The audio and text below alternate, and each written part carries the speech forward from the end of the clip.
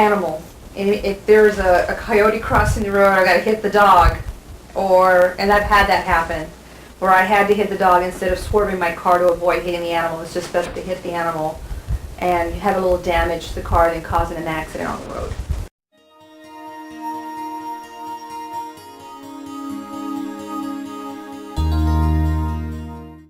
Well, with my son, him being, he's been driving longer than my daughter. He knows that if he's in danger, his car breaks down on the freeway or anywhere, that he's to stay in his car. That's why he has a cell phone. The cell phone is for emergency use, and to call me or his aunt and uncle or his grandfather that he needs help.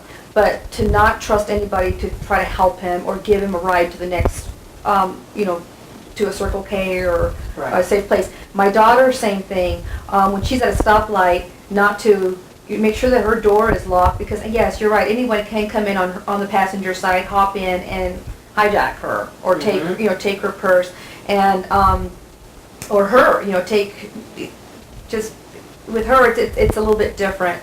I take it a step further and say, Megan, what would you do if you were behind the wheel and a stranger comes in and hops in the back seat of our car? What would you do? Would you go exactly where he's telling you to go, or would you stay in your car and not move?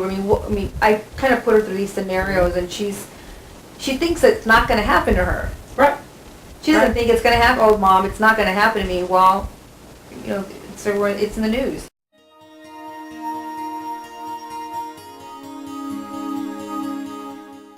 Yes. Why is that? What brings that about? I don't know. I guess just always being in a hurry and feeling like you want to maybe, defy authority a little bit kind of thing. I tend not to do a lot of the 75 and a 65 thing. I'm more of a 50 and a 40 or 52 and a 40 or something like that,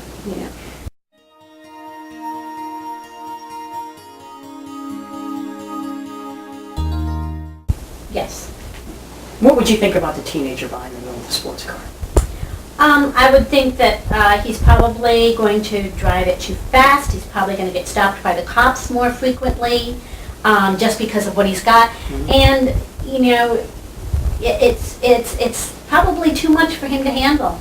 The power and being young and being impetuous and wanting to show off and prove how much they know. Yeah, exactly.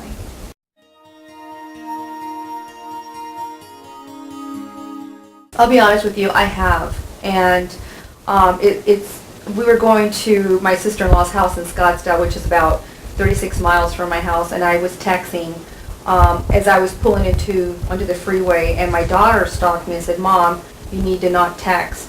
And that really taught me something, because that's something I should be saying to her, but she told me that, and she learned that in school.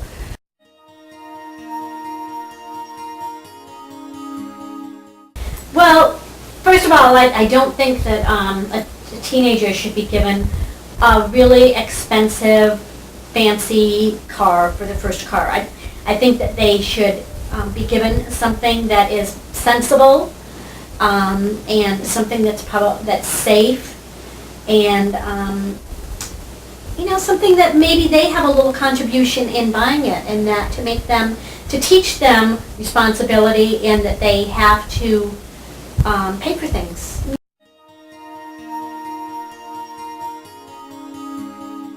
I think the tracking is really good at the age of 16 when they're getting their permit, or when they're driving on a permit, or they're just getting their driver's license. I think it's a great idea. I wish I had that.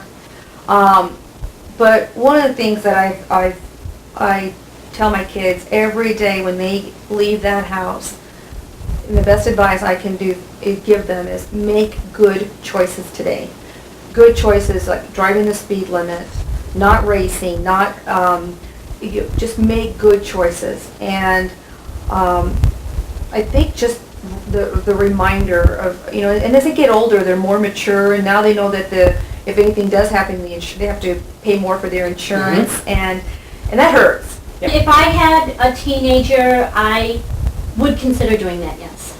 I think you know, we need to do everything we can to make sure our children are safe. And so I wouldn't be opposed to that.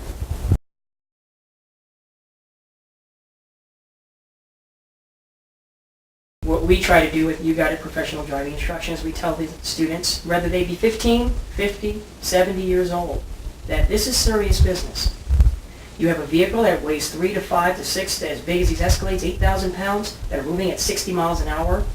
One of the things we do is, I think you probably remember this, the 3-second rule or the 2-second rule or whatever. Well, I don't do that. We don't do that there. We tell them that a car moving at 60 miles an hour is equivalent to 88 feet per second. At 88 feet per second, the average car is about 11 feet long. So every second, you're covering the distance of 8 vehicles. Do you have enough room between you and that vehicle in front of you to fit No. 8 other vehicles? And immediately, their foot comes up off the gas. I said, this isn't a video game. There's no reset.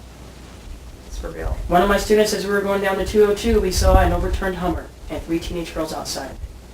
Somebody thought that a Hummer handles the same way as a regular car.